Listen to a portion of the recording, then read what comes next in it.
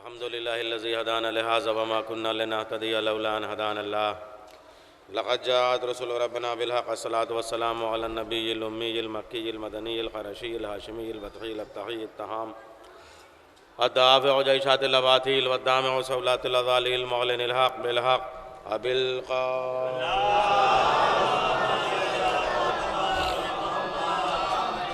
व अला आलि बैतिहि तय्यबीन अत्ताहिरीन अल-मअसूमीन अल-मज़लूमीन अल-मुंतखबीन अल-मुज्तनबीन व लअनतुल्लाहि अला अअदाइहिम व मुनकरि फ़ज़ाइलिहिम व मसाइबिहिम व सखावतिहिम व शजाअतिहिम व अज़मतिहिम व हैबतिहिम व जलालिहिम व जमालिहिम व कमालिहिम व आलिहिम अजमईन मिनल आन इला क़ियाम यौमिद्दीन अम्मा बाद फ़क़द क़ाल अल्लाहु तबारक व तआला फ़ी किताबिहिल मजीद वल फ़ुरक़ानिल हमीद व क़ौलुहुल हक़ बिस्मिल्लाहिर रहमानिर रहीम इन्नल्लाह अस्तफ़ा आदम व नूहन व आला इब्राहीम व आला इमरान अलल आलमीन।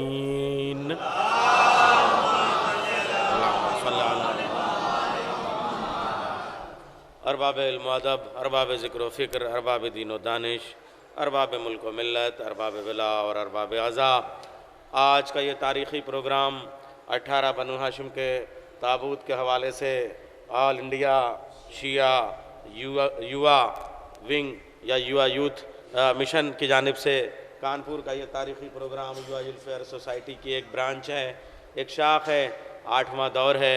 पूरी दुनिया का ये एक मेयारी प्रोग्राम है। यहाँ जो मजलिस का सिलसिला, यहाँ मातम का सिलसिला और कुदरत के एतबार से ये दरिया का किनारा, ये गाज़ी अब्बास का अलम, ये इमाम हुसैन का हरम, ये आप और हम, ये मातम, क्या शान है कसम खुदा की। आप ये देखिए और आप लोग ये नौजवान, ये मातमी, मौला ऑल इंडिया शिया युवा यूनिट के तमाम नौजवानों को सलामत रखे।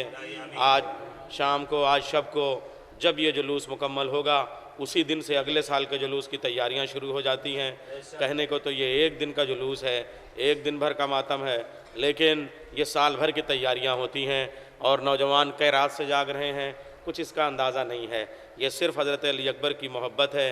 इमाम हुसैन ने कहा था मेरा इश्क इस कौम के रगों में लहू बन के दौड़ जाएगा, जिसे दुनिया की ताकतें रोक नहीं पाएंगी। वो दुनिया आके देख ले। और किस तरीक़े से यहाँ मातम हो रहा है, किस तरीक़े से दुनिया की ताकतें रोकने की कोशिश कर रही हैं, मगर अज़ादारी है कि परवान चढ़ती चली जा रही है। इस मजमे में शिया भी है, सुन्नी भी है, देवबंदी भी है, हिंदू भी है, मुस्लिम भी है। ये कानपुर का वो तारीख़ी मजमा है जिसने बता दिया कि इमाम हुसैन को किसी धर्म में नहीं बांटा जा सकता। करबला की आज़ादारी इंसानियत का पैगाम है और हम हिंदुस्तानियों ने मुल्क की आज़ादी भी हासिल की है। तो इमाम हुसैन के नक्श कदम पे चल के महात्मा गांधी ने कहा अगर करबला के 72 न होते तो हम मुल्क की आज़ादी हासिल न कर पाते।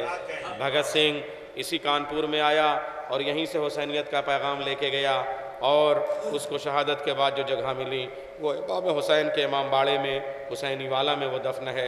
हज़रत अब्बास का अलम वहाँ लगा रहता है और वो जो इलाक़ा है भगत सिंह जहाँ पे उसकी कब्र है वो इलाक़ा है न वहाँ पाकिस्तान का परचम लहरा सकता है न हिंदुस्तान का परचम लहरा सकता है। अगर लहरा सकता है तो हज़रत अब्बास का परचम लहरा सकता है। सलावत भेजे मोहम्मद वाले मोहम्मद।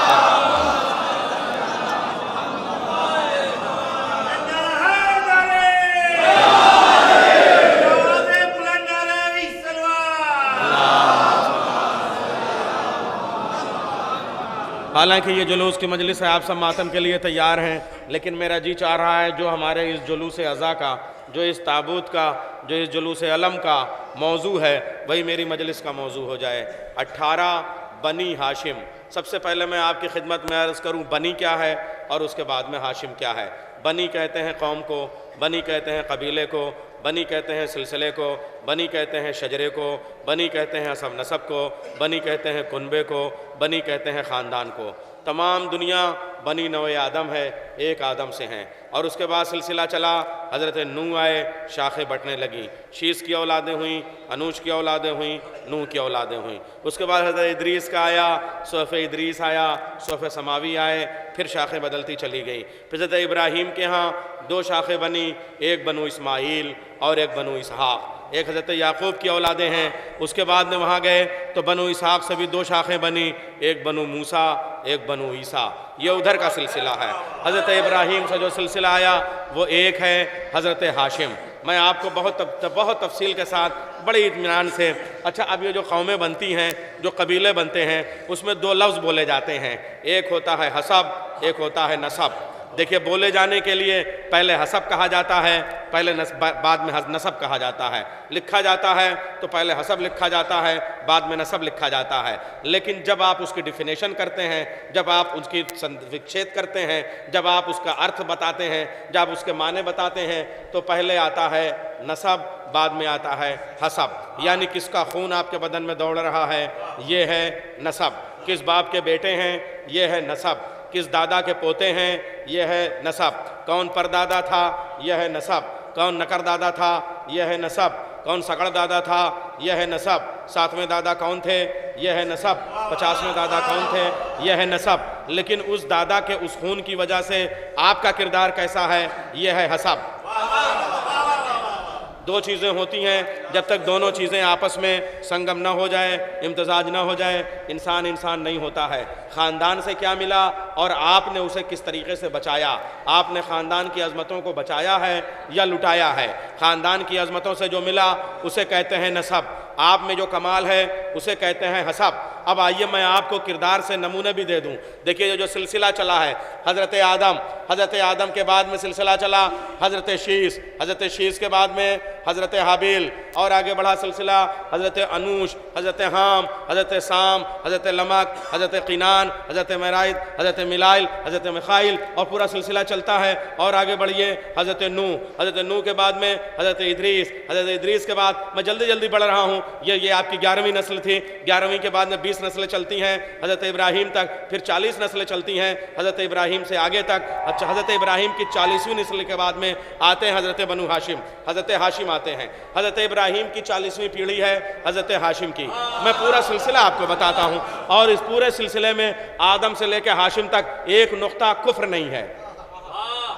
हज़रत हाशिम से क़यामत तक एक नुक्ता कुफ्र का नहीं है। रसूल अल्लाह ने कहा, मेरे सिलसिले को मिलाओ, आदम से लेके ख़ातम तक, ख़ातम से लेके क़यामत तक, कहीं से आपको नजासत नहीं मिलेगी, कहीं से आपको कुफ्र नहीं मिलेगा। यह सिलसिला है हज़रत रसूल इस्लाम का, हज़रत हाशिम का। अब मैं थोड़ा सा हसब और नसब के बारे में बता दूँ। आबाओ अजदाद से जो मिला वो नसब, आपने जो कमाल पैदा किया वो है हसब। अब आपको बताऊं, ये जो खाना काबा है, ये हज़रत आदम ने 70 हज किए हैं, बनाया इब्राहीम ने, तवाफ़ किया आदम ने। ये कैसे मुमकिन है? मेरा मजमा कहाँ बैठा है? 20 पुश्तों के बाद काबा बना। 20 पुश्तों पहले आदम ने तवाफ़ किया, बनाया हज़रत इब्राहीम ने, हज किया हज़रत आदम ने, और 70 हज किए हज़रत आदम ने। 1000 साल की उम्र में 70 हज किए। इसीलिए जब आप नेक काम करते हैं तो बुजुर्ग दुआ देते हैं 70 हज का सवाब मिले, इसलिए कि हज़रत आदम ने 70 हज किए थे। मैं पूरा बनी आदम से चल रहा हूँ, बनी हाशिम तक मुझे चलना है। हज़रत आदम ने 70 हज किए थे, काबा बना नहीं था, हज हो रहा था। इसका मतलब काबा होने के लिए काबा बनने का मोहताज नहीं है। इमारत बाद में होगी, कंस्ट्रक्शन बाद में होगा। इस करबला में भी तो बीच में फासला हो गया, लोग नहीं आ पाए। क्या करबला नहीं थी? करबला होने के लिए करबला बनने की मोहताज नहीं है। काबा होने के लिए काबा बनने का मोहताज नहीं है। बने चाहे जब, मगर काबा है तब से जब से दुनिया है। आदम तवाफ़ करेंगे, नूह तवाफ़ करेंगे, आदम और नूह अली के पहलू में रहेंगे। इसलिए अंजुमन वालों के लिए, मातमियों के लिए एक जुमला कह दूं। कल मैंने कहा था अली के पहलू में आदम है, अली के पहलू में नूह है। क्यों है? आपको पता है दोनों का काम क्या है? हज़रत आदम ज़मीन पे आए, गिरिया करते रहे। हज़रत आदम ज़मीन पे आए, गिरिया करते रहे। हज़रत नूह ज़मीन पे आए, नौहा पढ़ते रहे। इसका मतलब दो नबियों का दो काम है, एक नबी नौहा सुनाए, एक नबी गिरिया करे। सलावत भेजे मोहम्मद वाले मोहम्मद पर।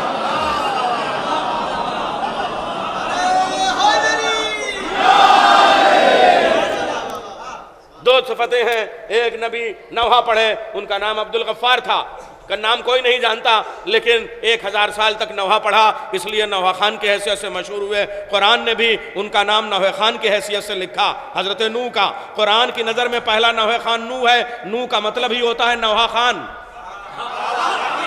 अरे नूह का मतलब होता है नौहा खान। नौहा पढ़ने वाला पूछिए उलमाए कराम से आप। नूह का मतलब होता है नौहा खान। आदम का मतलब होता है बुकाई, गिरिया करने वाला।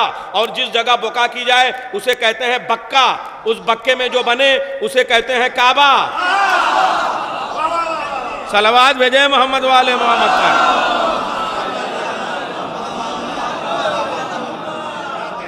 तो मैं हसब नसब से बात कर रहा हूं।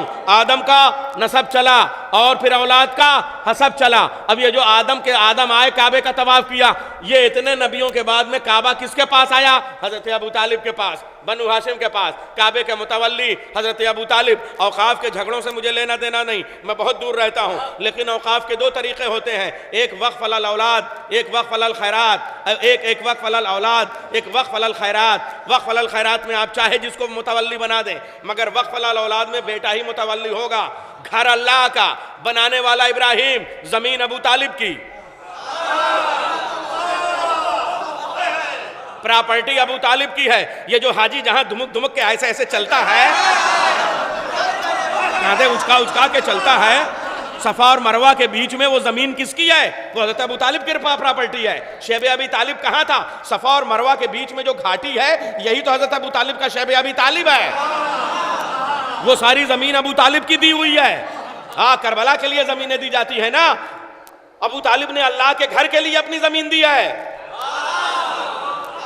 और एक ही दरवाजा खुलता था, इधर खुले तो अबू तालिब का घर, उधर खुले तो अल्लाह का घर। अल्लाह अच्छा पड़ोसी बनाया है, काफिर के घर में दरवाजा खोला है। सलावत भेजे मोहम्मद वाले मोहम्मद पर।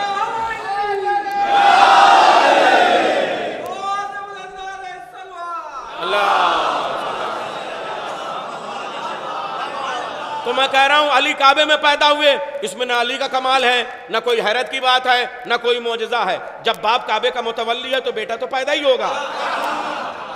ये तो नसब का कमाल है। अरे मैं बनु हाशिम पढ़ रहा हूं। ये तो नसब का कमाल है कि बाप काबे का मुतवल्ली है तो बेटा काबे में पैदा होगा। लेकिन ये नसब का कमाल हुआ। हसब का कमाल मैं बताऊं, नसब का कमाल यह है कि अली काबे में पैदा हुए, बाप मुतवल्ली थे इसलिए पैदा हुए, यह है नसब का कमाल। लेकिन दीवार दरवाजा बन गई, यह है हसब का कमाल।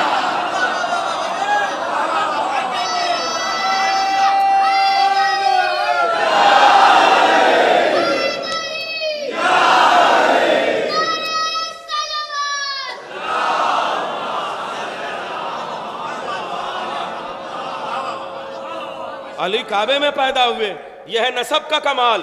दीवार दरवाजा बन गई, यह है हसब का कमाल। फातिमा रसूल की बेटी है, यह है नसब का कमाल। बाप मां कह के उठ जाए, यह है हसब का कमाल। हुसैनो मिन्नी, यह है नसब का कमाल। वाना मिनल हुसैन, यह है हसब का कमाल। सलावत भेजे मोहम्मद वाले मोहम्मद पर।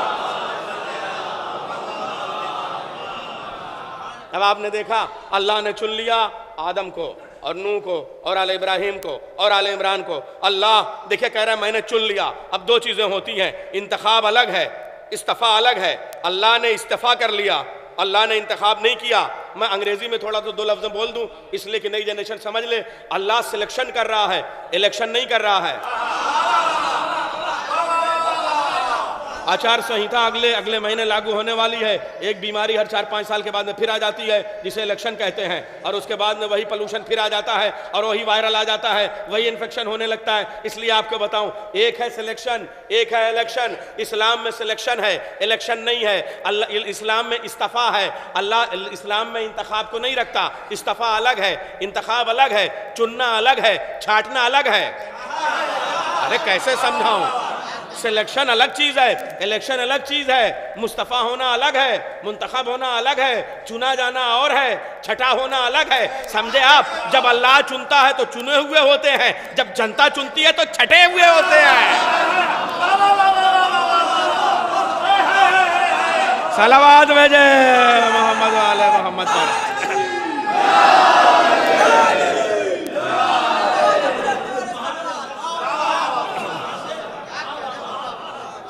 जनता कहीं की भी चुनेगी, छटे हुए होंगे, चाहे वो इंडिया की हो चाहे मदीने की हो। सलावत भेजे मोहम्मद वाले मोहम्मद पर। अल्लाह चुनेगा तो मुंतखब होंगे, चुने हुए होंगे, मुस्तफ़ा होंगे, मुर्तज़ा होंगे, इस्तफ़ा किए होंगे, जनता चुनेगी, छटे हुए होंगे। ये बड़ा फ़र्क आपके सामने रख रहा हूँ। सिलेक्टेड लोग अलग होते हैं, इलेक्टेड लोग अलग होते हैं। इलेक्टेड में सियासत होती है, सिलेक्शन कुरान की तरफ से होता है, मनसूस मिन अल्लाह होता है। अब अल्लाह कह रहा है मैं चुनता हूँ, इन्नल्लाह हस्तफ़ा, मैंने चुना, इन्ना मैंने हिदायत का इंतज़ाम मैंने किया, इन्ना हदैनाहु सबील, मैंने हिदायत की, इम्मा शाकिरा व इम्मा कफूरा, शुक्र तुम कर लो चाहे कुफ्र तुम कर लो, मैंने चुना, मैंने हिदायत का इंतज़ाम किया। इमाम मैं बनाता हूँ, नबी मैं बनाता हूँ, इन्नी जाइलु का लिन्नास इमामा, इन्नी जाइलुन फिल अर्ज़ खलीफा, खलीफा मैं बनाता हूँ, इमाम मैं बनाता हूँ, हादी मैं बनाता हूँ, रहनुमा मैं बनाता हूँ। अल्लाह कहता चला जा रहा है। अल्लाह कह रहा है मैंने चुना आदम को, इसका मतलब आदम के ज़माने में आदम से ज़्यादा अफजल कोई नहीं। मैंने चुना आदम को, नूह के ज़माने में नूह से अफजल कोई नहीं। मैंने चुना आले इब्राहिम को, इब्राहिम के ख़ानदान जैसा कोई ख़ानदान नहीं। मैंने चुना आले इमरान को। अब मैं झगड़े की बात देखिए सामने रख दे रहा हूँ, क्योंकि जब इल्म पे यकीन होता है तो कंट्रोवर्सी से परेशानी नहीं होती है। झगड़ा किस बात का है? आले इमरान से लोग कहते हैं दो इमरान और एक इमरान से पहले गुजर चुके हैं, तीन इमरान है। गिनती का ही झगड़ा मुसीबत पैदा कर देता है। और मैं सबकी बातें रख देता हूँ। लोगों ने कहा हज़रत मूसा के अब्बा भी इमरान थे, हज़रत ईसा के नाना भी इमरान थे। हम कहते हैं मौला अली के बाबा इमरान हैं। और ये भी हमारे यहाँ एक अजीब बात है, हम हज़रत अबू तालिब कहते हैं मगर इमरान कम कहते हैं, लेकिन हमें ज़्यादा से ज़्यादा इमरान कहना चाहिए, इसलिए कि अबू तालिब कुन्नियत है, नाम इमरान है, कुरान में सूरा इमरान के नाम से आया है। सलावत भेजे मोहम्मद वाले मोहम्मद पर। अब मैं आपके सामने बिल्कुल आपके झगड़े की बातें जो मुफस्सिरीन करते हैं वो भी लाके रख दे रहा हूँ। मूसा के बाबा इमरान थे, बेशक हमने माना। ईसा के नाना इमरान थे, बेशक हमने माना। हज़रत मूसा के बाबा इमरान हैं, उनकी ज़ौजा का नाम यूजाइल है। हज़रत यूजाइल और हज़रत इमरान से हज़रत मूसा पैदा होते हैं। हज़रत ईसा उनके नाना हज़रत इमरान हैं और उनकी ज़ौजा यूहन्ना है। हज़रत इमरान और हज़रत यूहन्ना से हज़रत मरियम पैदा होती हैं, हज़रत मरियम से हज़रत ईसा पैदा होते हैं। लेकिन अल्लाह उनको चुनने की बात नहीं कर रहा है, उनके खानदान को, बनी इमरान को चुनने की बात कर रहा है। मैं बनु हाशिम तक जाना चाहता हूं। अल्लाह कह रहा है मैंने बनु इमरान को चुना, मैंने इब्राहिम के खानदान को चुना, मैंने इमरान के खानदान को चुना। खानदान जो चुना जाएगा वो कयामत तक बाकी रहेगा। अल्लाह की चुनी हुई चीज खत्म नहीं होगी। काबा अल्लाह ने बनाया, दुनिया खत्म हो जाए काबा नहीं खत्म होगा। जब तक कुरान में काबा है, जमीन पे रहे ना रहे मगर काबा रहेगा। यहूदी और सऊदी खत्म कर दे मगर काबा खत्म नहीं होगा। मदीने पे हमला हो रहा है,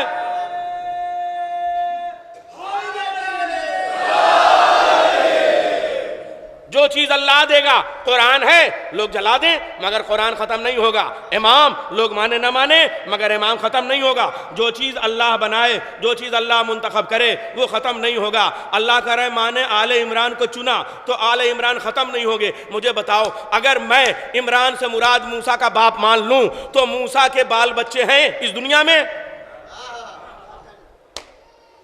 मूसा की नस्ल चली, हजरत हारून की नस्ल चली, हजरत मूसा की नस्ल नहीं चली।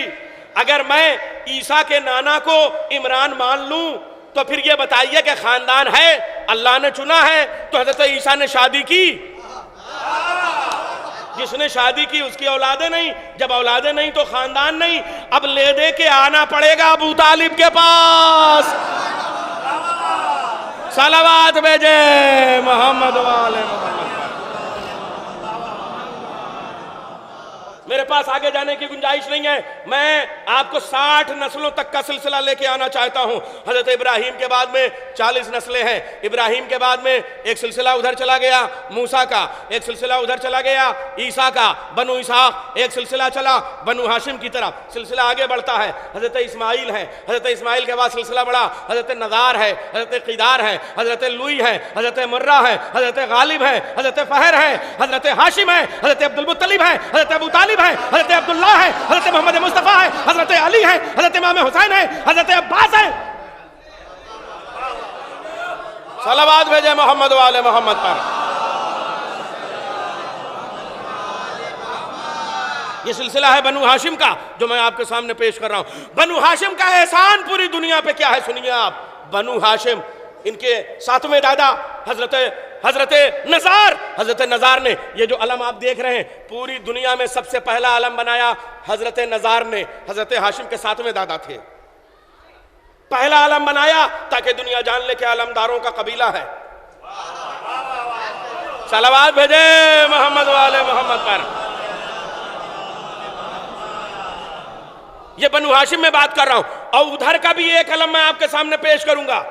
हजरत तालूत का काम यह था कि वो एक अलम बनाते थे, और जब वो अलम बनाते थे यहूदी उनसे लड़ने के लिए आते थे, वो अलम को देख के यहूदी भाग जाते थे। समझे आप, जो अलम को देख के भाग जाए वो या तो यहूदी या तो सऊदी। सलावत भेजे मोहम्मद वाले मोहम्मद पर।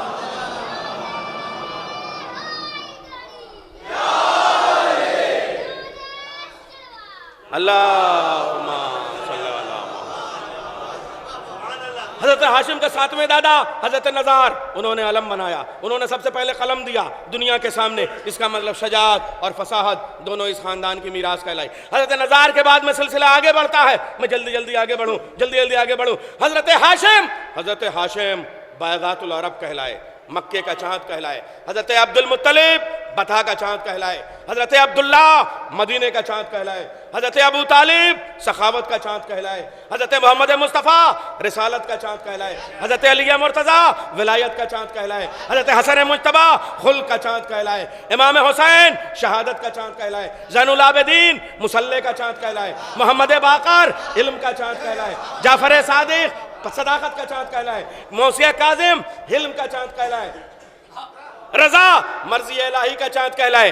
तकी पाकीज़गी का चांद कहलाए। ज़ुहद का चांद कहलाए। नकी पाकीज़गी का चांद कहलाए। अस्करी हैबत का चांद कहलाए। आखिरी गैबत का चांद कहलाया।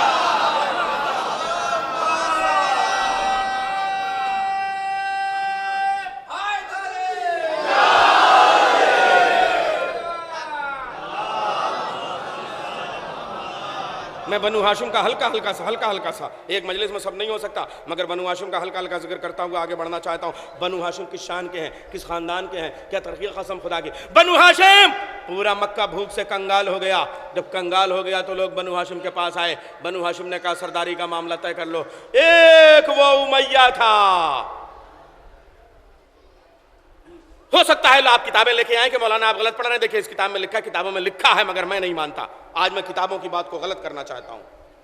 किताबों में लिखा है कि उमैया और हाशिम दोनों जुड़वा भाई थे और तलवार से काटा गया, खून बहा ताकि खून खराबा होता रहे। झूठ, गलत, फ्रॉड।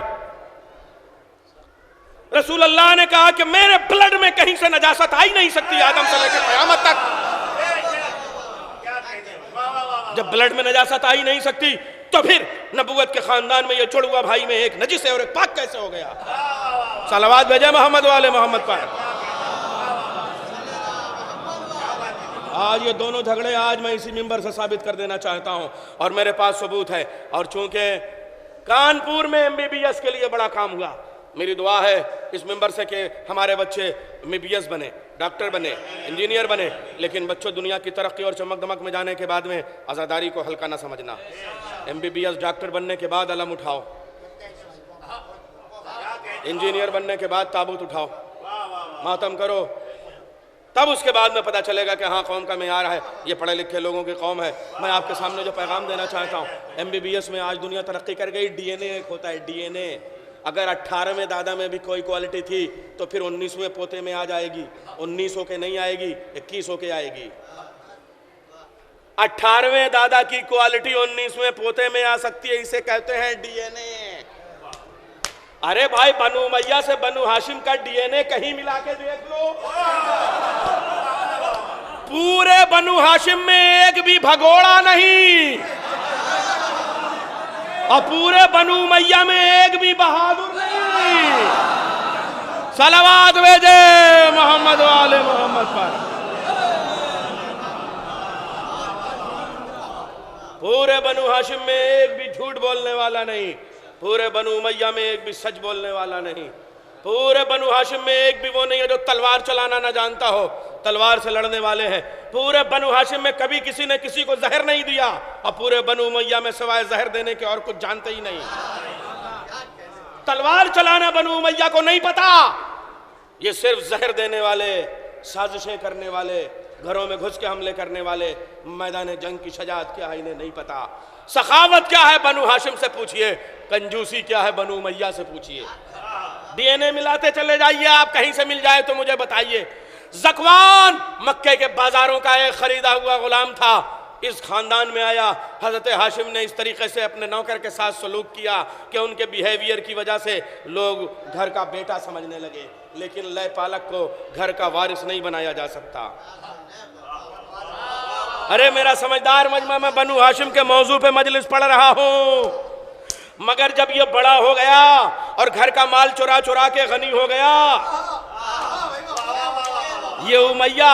अच्छा एक बात सुन लीजिए, बनु हाशिम आप खुद देख लीजिए साहब, लफ्जों को देख लीजिए। नौकरों के घरों के नाम कैसे होते हैं, मालिकों के घरों के नाम कैसे होते हैं।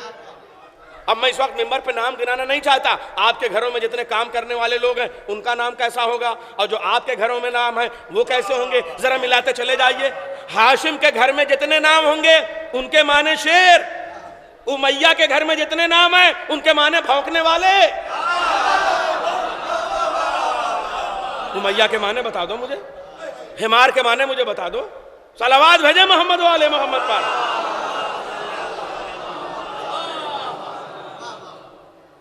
हाशिम बादशाहों का बादशाह, मगर मुकाबले के लिए आ गया, लड़ेंगे का जमानत में 100 ऊंट रख दो, अगर जीत गए तो 100 ऊंट और ले जाना, 200 हो जाएंगे, और अगर हार गए तो ऊंट की जमानत जब्त।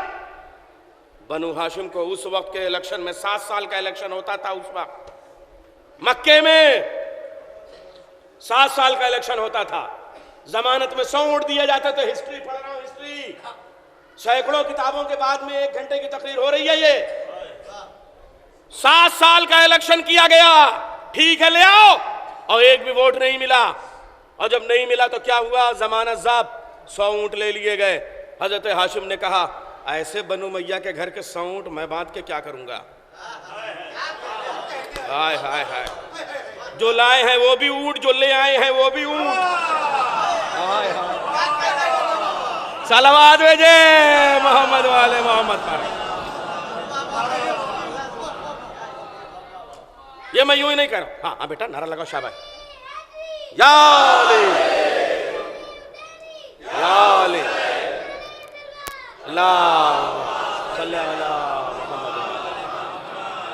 देखिए मैं क्या कह रहा हूं, मैं ऊंट की नफ्सियात आपके सामने, जानवरों की नफ्सियात में नहीं पढ़ना चाहता, मगर ऊंट के यहां एक जो माइनस निगेटिव जो उसकी सिफत है वो ये कि ऊंट हासिद बहुत होता है। घोड़ा हासिद नहीं होता, ऊंट हासिद होता है। मैं आपको बता रहा हूं, देखिए मैं जब बनु हाशिम पे पढ़ रहा हूं तो पूरे अरब की साइकोलॉजी भी आपके सामने रखूंगा। घोड़ों में हसद का जज्बा नहीं पैदा होता, मगर ऊंट में हसद का जज्बा होता है। मैंने क्या कहा, जो लाए हैं वो भी ऊंट, जो ले आए हैं वो भी ऊंट। बनु उमैया हासिदों का घराना है। कहा ऊंट करूंगा क्या, तो कहा कि इसको चूड़ा बना के, हलीम बना के, खिचड़ा बना के। सुने मेरे सुन्नी भाई, खिचड़ा बनाने वाले जब लोग मना करें, पहली बार अरब की तारीख में खिचड़ा बनाया हजरत हाशिम ने। हाशिम कहते ही हैं चूड़ा चूड़ा करके सरीद बनाने वाला, हलीम बनाने वाला। सरीद बना के पूरे मक्के को खिला दिया। 100 ऊंट वो, 100 ऊंट अपने, 200 ऊंट एक दिन में खिलाए गए। अब समझे आप, सखियों का घराना और है, कंजूसों का घराना और है। सलावात भेजे मोहम्मद वाले मोहम्मद पर।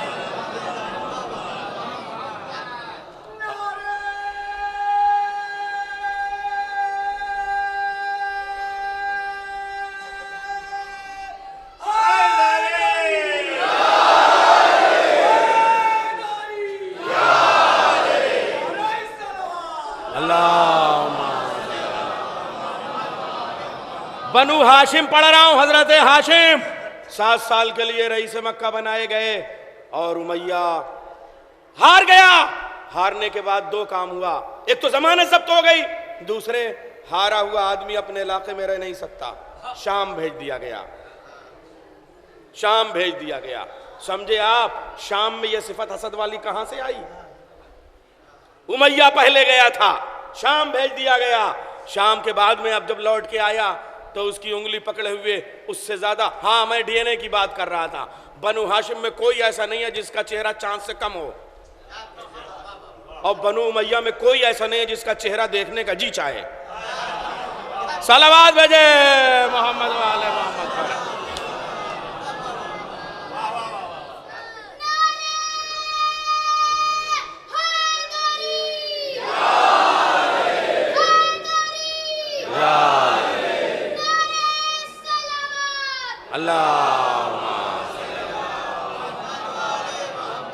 हजरत हाशिम के पास 7 पुश्तें करबला तक आई हैं, हजरत हाशिम के बाद, और उधर भी 7 पुश्तें आई हैं। उमैया के बाद हर्ब के बाद सखर के बाद अबू सुफियान के बाद माविया के बाद यजीद।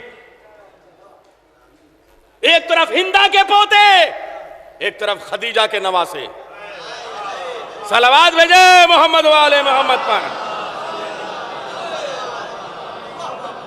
इधर हाशिम के बाद मुत्तलिब, अब्दुल मुत्तलिब, हजरत अबू तालिब, हजरत अब्दुल्ला, हजरत रसूलुल्लाह, मौलाए कायनात, इमाम हुसैन। नस्लें हैं पूरे सामने से, आप देख लें। 7 साल के बाद जब उमैया आया तो उसकी उंगली में उससे ज्यादा बदसूरत बेटा हसद से जला हुआ और जला भुना, तवे की कालक उसके चेहरे की स्याही से मुकदमा लड़ रही थी कि डिग्री किसकी होगी, मगर चूंकि बदसूरती का मुकदमा था इसलिए हर्ब जीत गया। उसने बदसूरती अपने बाप से विरासत में पाई थी, तवे के पास विरासत थोड़ी होती है, तवा तो मुस्कुरा भी देता है। सलावत भेजे मोहम्मद वाले मोहम्मद पर। अपने बेटे से कहता हुआ ये हाशिम है, इनके बेटे से जरूर मुकदमा लड़ना, बदला जरूर लेना। हसद की आग थी। इधर हजरत हाशिम तजारत की गरज से चले गए थे, अब जब वापस आए हैं तो हजरत मुत्तलिब हैं। मुत्तलिब उनसे ज़्यादा हसीन, इसलिए कि नूर मोहम्मद बनु हाशिम की पेशानी में चमकता जा रहा है, रिसालत से और करीब होता जा रहा है। हजरत मुत्तलिब, फिर मुकदमा हुआ, फिर 7 साल के लिए वो हारा, फिर वो शाम गया, फिर ये 7 साल के लिए रईस मक्का बने और सिलसिला आगे बढ़ा। हजरत मुत्तलिब के बाद में आए हजरत अब्दुल मुत्तलिब। हजरत मुत्तलिब जिनका नाम था शैबतुल हम्द नाम था, मगर जब मक्के में आए हैं, मदीने से वो कांधे पे लेके आए हैं तो इस अंदाज से लेके आए कि लोग समझे कि शायद गुलाम को लेके आका आ रहा है। लेकिन ये अंदाज इतना पसंद था कि बेटे ने अपने आप को गुलाम कहलाना ज़रूर पसंद किया। ये इस घराने की तहजीब है। बड़े घरानों का लबो लहजा बता दूं, आपस के रिश्तों में लोग एक दूसरे को कहते हैं मैं गुलाम हूँ आका, लेकिन वो गुलाम कहें, आप ना कह दीजिएगा। मैं क्या कह रहा हूं, अली ने कहा मैं मोहम्मद का गुलाम हूं, मगर आप न कह दीजिएगा। अली कहें तो आला ज़र्फी, आप कहें तो कम ज़र्फी। अब्बास ने कहा मैं गुलाम हूं, लेकिन दुनिया न कह दे। मैं क्या अर्ज कर रहा हूं, देखिए मनसब की बात। हजरत अब्दुल मुत्तलिब शैबतुल हम तशरीफ ले आए। अब जब उमैया की कुछ समझ में नहीं आया तो अबरहा को तैयार किया, बड़े बड़े हाथी लेके। सफेद रंग के हाथी आगे आगे थे। सफेद रंग का हाथी, उसका नाम था महमूद, उसका जो महावत था उसका नाम था अनीस। उस पे बैठा हुआ था अबरहा। अब वो आया, सबसे पहले अबरहा ने हजरत अब्दुल मुत्तलिब के 100 ऊंट घेर लिए। क्यों? इसलिए कि दादा की दुश्मनी लेनी थी। 100 ऊंट गए थे, 100 ऊंट घेरे। तारीख पढ़ रहा हूं, बहुत नाजुक चीज है, सलवात के बगैर आगे नहीं पढ़ूंगा।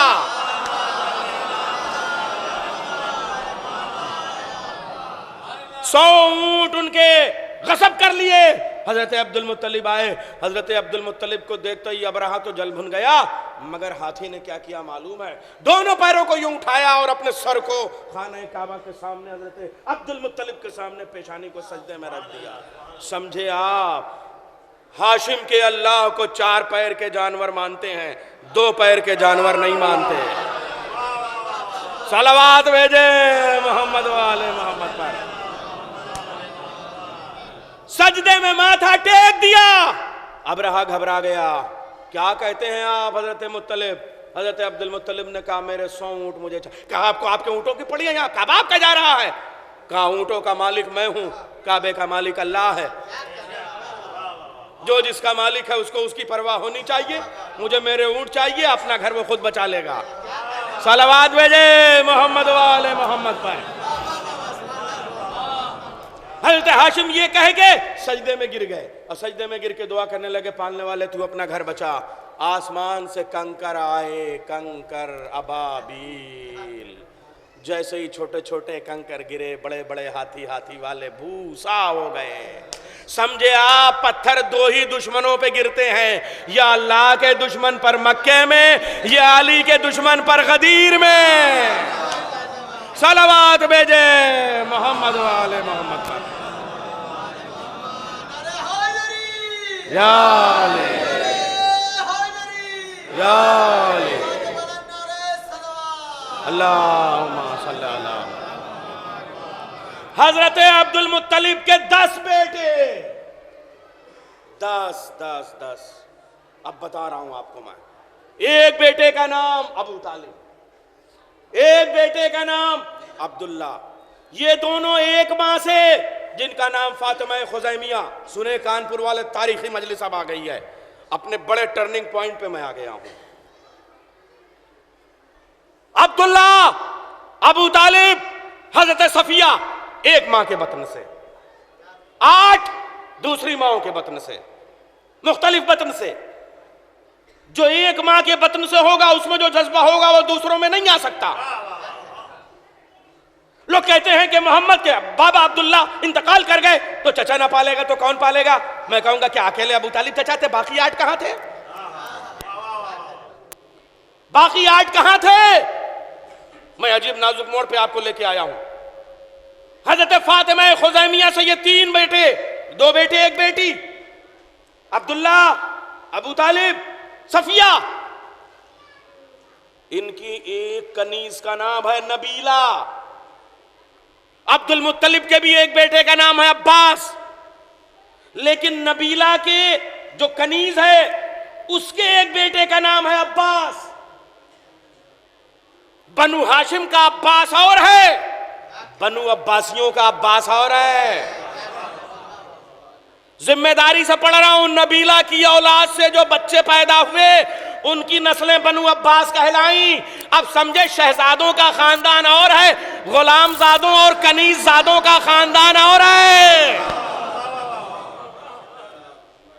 बनु उमैया गुलामजादे हैं और बनु अब्बास कनीज़जादे हैं। सलावत भेजे मोहम्मद वाले मोहम्मद पर। मगर सबसे आखिरी बेटे का नाम हजरत अब्दुल्ला। जिस वक्त हजरत अब्दुल्ला आए तो चूंकि दुनिया जानती, हजरत अब्दुल मुत्तलिब ने मन्नत मांगी थी कि अगर तू मुझे 10 बेटे दे दे तो एक बेटा राह खुदा में कुर्बान कर दूंगा। अब एक बेटा राह खुदा में कुर्बान होना था। यह हुआ कि कुरान डाला जाए, परा हजरत अब्दुल्ला के नाम आया। अब यह हुआ अब्दुल्ला को कुर्बान होना है। हजरत अबू तालिब फौरन उठे, बाबा जान अब्दुल्ला को कुर्बान न कीजिए। कहा मैंने मन्नत मानी है।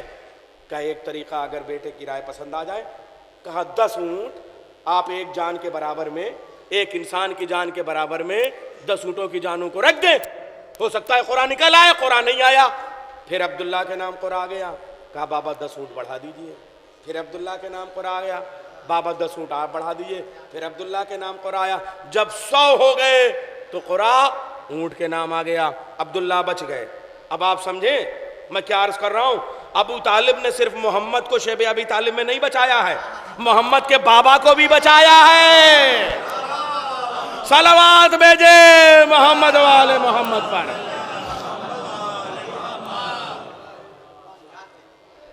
मोहम्मद के बाबा को भी अबू तालिब ने बचाया, मोहम्मद को भी अबू तालिब ने बचाया। ये बनु हाशिम का सिलसिला है। अजीब व गरीब मंजिल पर मैं आपको लेके आया। और जो एक नबी को बचा ले, हिदायत का सिलसिला उसी की नस्ल में होगा। और कुछ याद आया, यहां 10 भाई हैं, यूसुफ के 11 भाई थे। 10 भाई कह रहे थे कत्ल कर दो, 9 भाई कह रहे थे कत्ल कर दो, एक भाई कह रहा था कत्ल ना करो, कुएं में डाल दो, हो सकता है अल्लाह बचा ले। अल्लाह को अपने भाई के बचाने के लिए यह अदा इतनी पसंद आई कि वो नबूवत का नूर जो यूसुफ के माथे से अपने बाप के लिए तर्क औला करने की बुनियाद पर रुखसत हो गया था। आपको पता है यूसुफ बहुत हसीन थे, लेकिन जिस वक्त तख्त हुकूमत में बैठने लगे बूढ़ा बाप कमर को झुकाए हुए मुबारकबाद के लिए बढ़ा और बेटा मुतवज्जे नहीं हुआ। एक पैगाम देना चाहता हूँ बच्चों को, नौजवानों को। कल मैंने बच्चों को पैगाम दिया, आज नौजवानों को पैगाम दे दूं। एक पैगाम, हजरत यूसुफ जैसा हसीन बूढ़े बाप के उस जज्बे मुबारकबादी को महसूस नहीं कर सका। तख्त पे बैठते ही महल में एक नूर कम हो गया, सन्नाटा हो गया। कहा ये क्या हुआ? कहा बूढ़ा बाप जिस जज्बे के साथ आ रहा था तुमने बाप का ध्यान नहीं दिया, इस वजह से माथे में तुम्हारे आने वाला नबी एक बेटा था, अल्लाह ने उस नबी के नूर को, उस बेटे को अगली नस्ल के लिए छीन लिया। इस्मतों के समंदर में तर्क औला के जजीरे आ जाते हैं तो पैगाम दूसरा हो जाता है। अब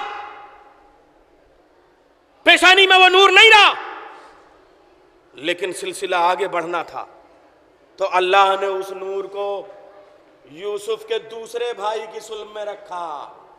बिन्यामिन को बहुत मानते थे हजरत याकूब, लेकिन लावी ने यह मशवरा दिया था कि मेरे भाई की जान न लो, कुएं में डाल दो। तो उस वजह से हजरत लावी की नस्ल से नबूवत चली। जुमला कह दूं, जो यूसुफ जैसे एक नबी को बचा ले उसकी नस्ल में नबूवत चलती है, जो मोहम्मद जैसे नबी को बचा ले उस अबू तालिब की नस्ल में इमामत चलती है। सलावत भेज दे मोहम्मद वाले मोहम्मद।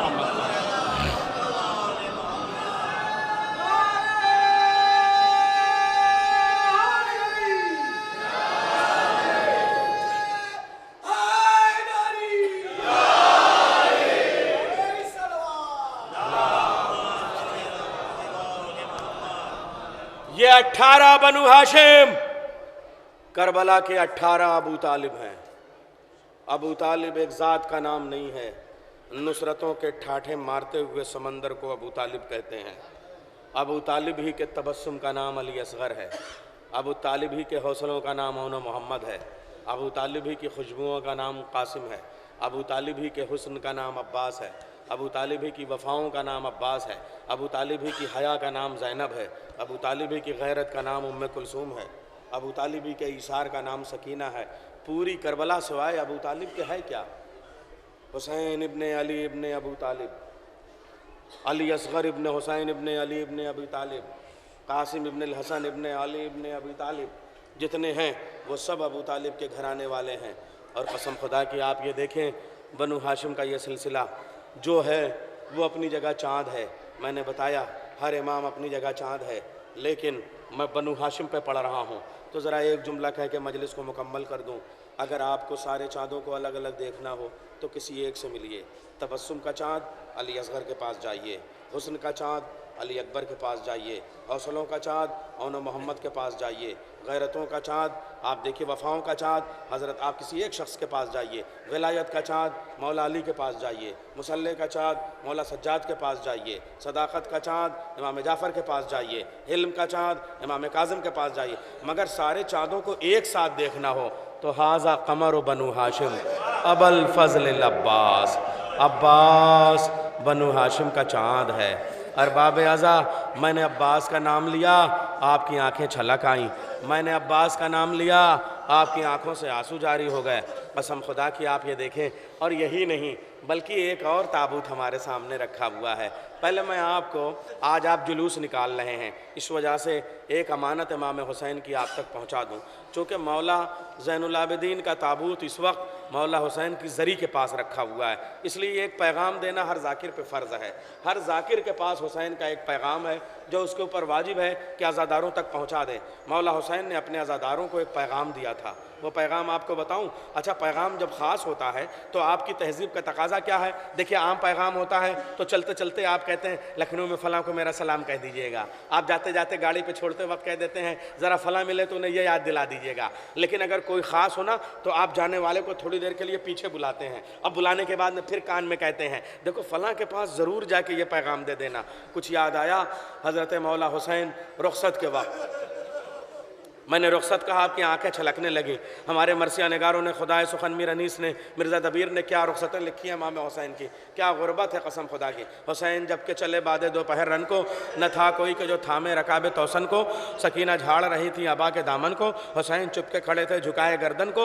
न आसरा था कोई शाह करबलाई को, फ़कत बहन ने किया था सवार भाई को। लेकिन जब हुसैन रुखसत को चले हैं ना, ज़ैनब ने कहा मेरी बहनें आपको रुखसत करना चाहती हैं। 7 बहनें थीं, बाहों में बाहें डाल के खड़ी हो गई। हुसैन दरमियान से गुजर गए। क्या उम्मे लैला को देखा होगा, अली अकबर न याद आए होंगे। दर खैमा पे आए, फिर कहने लगे ज़ैनब तुम पे मेरा आखिरी सलाम, रुक़ैया तुम पे मेरा आखिरी सलाम, उम्मे कुलसूम तुम पे मेरा आखिरी सलाम, सकीना तुम पे मेरा आखिरी सलाम। हुसैन मख्तल में गए, कई मरतबा मख्तल की तरफ गए हैं और वापस आए हैं। हुसैन की रुखसत कितनी मुश्किल है। 40 कदम जाने के बाद में हुसैन फिर वापस आए और आने के बाद खैमे में एक बिस्तर पे लेटे हुए मौला सज्जाद के शानों को हिला के कहा, बेटा सज्जाद उठो, मदीने जाना तो मेरे शियों को मेरा पैगाम पहुंचा देना, मेरे शियों को मेरा सलाम कह देना और कहना जब ठंडा पानी पिए तो मेरी प्यास को याद कर लें। मैं कहूँगा मौला हुसैन उस मुश्किल में भी आपने अपने शियों को याद रखा। आज आप सिर्फ ये महसूस कर लें, एक जुमला आपके रोने के लिए बहुत है, आपकी आज़ादारी के लिए बहुत है कि मौला ने कब आपको याद किया था और आप कब मौला को याद कर रहे हैं। अरबाब अज़ा मेरे शियों को मेरा सलाम कह देना। अजीब व गरीब मंजिल है। मौला सज्जाद कहते हैं जिस वक्त शियों की ये अमानत देने के लिए मेरा बाबा मेरे पास आया है और मैं कोहनियों के बल टेक के अपने आप को उठा के खड़ा होना चाह रहा था तो मैं अपने बाबा को पहचान नहीं सका। हमीद इब्ने मुस्लिम ने पूछा कि क्यों नहीं पहचान सकते थे? कहा मेरे बाबा के जिस्म पे मेरे उंगली की जो अंगूठी है इसमें जो नगीना पड़ा हुआ है, इस ये जो अकीक का नगीना है, इसके बराबर भी इतनी जगह नहीं थी जहाँ मेरे बाबा के जिस्म पे तीरों का ज़ख्म ना। मेरा बाबा सर से पैर तक ज़ख्मी था, इस वजह से मैं पहचान नहीं सका। अरबाब आज़ा मौला ने आपको ये अमानत दी। अब थोड़ा सा आपके सामने अर्ज़ करूँ, ये अजीब व गरीब मरहला है। ये चौथे इमाम का यहाँ से सफ़र शुरू होता है, बाज़ार कूफा और शाम का सफ़र। लेकिन हुसैन की एक मंजिल और है। आपको पता है मौला फिर गए हैं, फिर एक इस्तिग़ासा बुलंद किया है। आशूर है, कितनी मंजिलें हैं। छठे इमाम का मरसिया है, ला यौमा कयौमा अबा अब्दुल्लाहिल हुसैन, किसी के ऊपर ऐसा दिन नहीं गुजरा जैसा दिन मेरे बाबा पे गुजर गया। मख्तल में गए हैं, मख्तल पढ़ता हूँ, 4 इस्तिग़ासे बुलंद किए। हल मिन नासिरिन यंसुरना, हल मिन मुगीसिन युगीसुना, हल मिन मुईनिन युईनुना। पहला इस्तिग़ासा कहा हल मिन नासिरिन यंसुरना, कोई आवाज़ नहीं आई।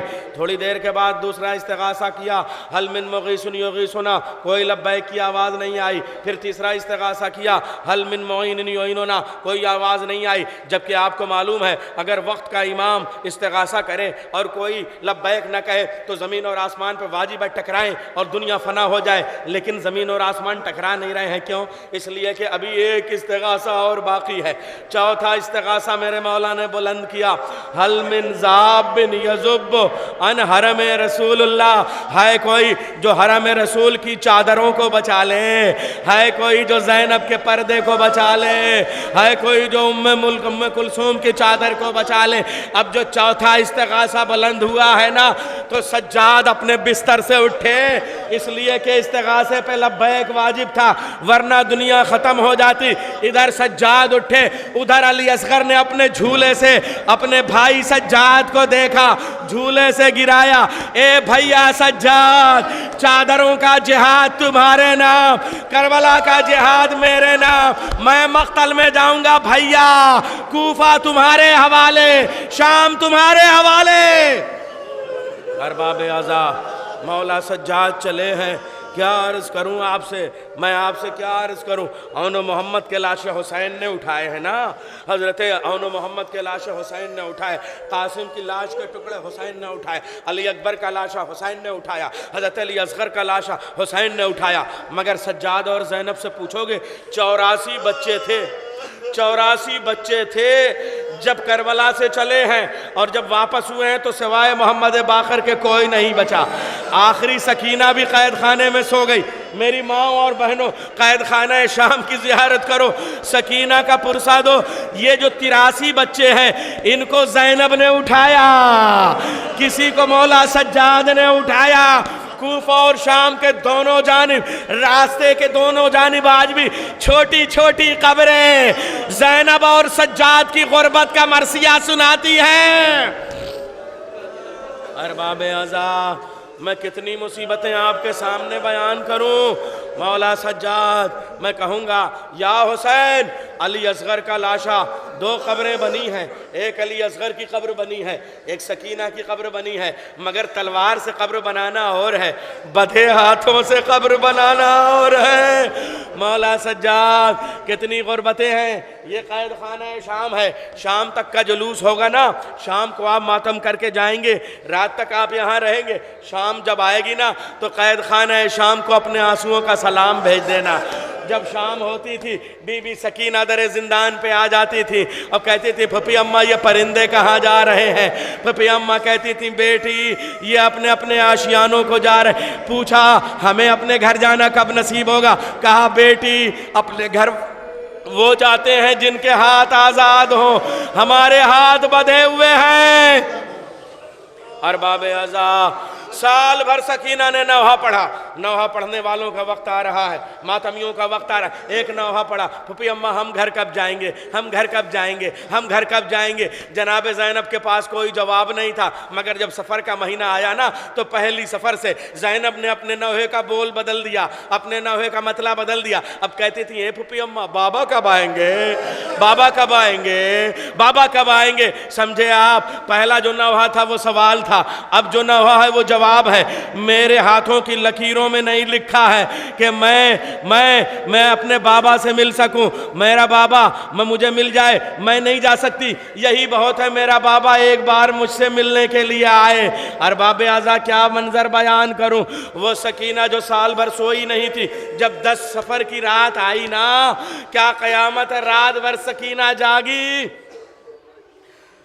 पिछला पहर आया, सकीना दरे जिंदान पे आई, चौखट पे बाजू पे अपने हाथों को रख के उठने की कोशिश की, अपने कलेजे की तवानाई को समेट के लबों पे लेके आई और खुदा लानत करे यजीद पे, उसके महल में जिस संदूक में मौला का सर रखा था उसकी तरफ इशारा करके कहने लगी, ए बाबा, शाम की इस ठुठुरती हुई रात में यजीद के महलों की कनीजों की बेटियां अपने नर्म और गर्म बिस्तर पे चैन की नींद सो गई। आके अपनी बेटी को देखो बाबा, तुम्हारी बेटी इस कैद खाने में कभी इस दीवार से टकराती है, कभी उस दीवार से टकराती है, कभी इस पत्थर पे गिर जाती है, कभी उस पत्थर पे गिर जाती है। यजीद तड़प उठा, क़यामत आ जाएगी अगर सरे हुसैन न पहुंचा। अपने एक सिपाही से कहा, ले जाओ हुसैन का सर, ले जाओ हुसैन का सर सकीना को दे दो, वरना क़यामत आ जाएगी। लोग कहते हैं ज़ाकिरीन ज़्यादा पढ़ देते हैं। कसम खुदा की किस अंदाज से वो मलून मौला का सर लेके आया, सोचिए तो मर जाइए।